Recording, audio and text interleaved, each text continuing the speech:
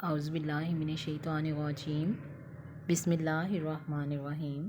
شروع اللہ کے نام سے جو بڑا مہربان اور نہایت رحم کرنے والا ہے۔ السلام علیکم ورحمۃ اللہ وبرکاتہ۔ ام المدارس آن لائن لیکچر میں آج ہم آپ کو خوش آمدید کہتے ہیں۔ بچوں، آج کا ہمارا سبق ہے بھاری آوازیں۔ آپ کے سامنے یہ ایک شکل نظر آ رہی ہے۔ آپ کے سامنے یہ دیکھیں، یہ دو چشمی ہے، یعنی دو آنکھوں والی ہے، آپ کو نظر آ رہی ہے۔ ٹھیک ہے، تو آج ہم دیکھیں گے کہ بھاری آوازیں کتنی ہوتی ہیں اور ان سے الفاظ کیسے بنائے جا سکتے ہیں۔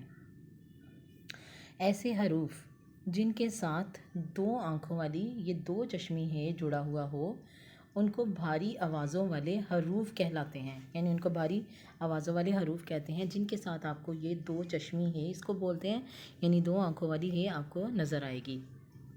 بھاری حروف تقریباً ٹوٹل 15 ہوتے ہیں۔ ٹھیک ہے، 15 کیا ہے؟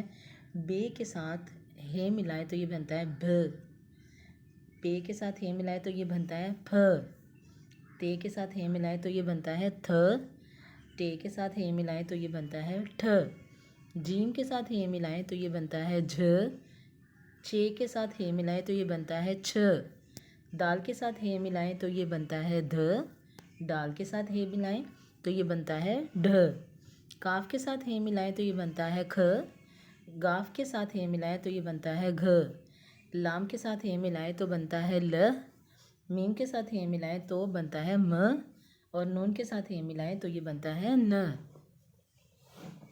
تو یہ ہمارے کل 15 بھاری حروف ہیں جن کو ہم نے ورک شیٹ صفحہ نمبر 7 پر لکھنا ہے۔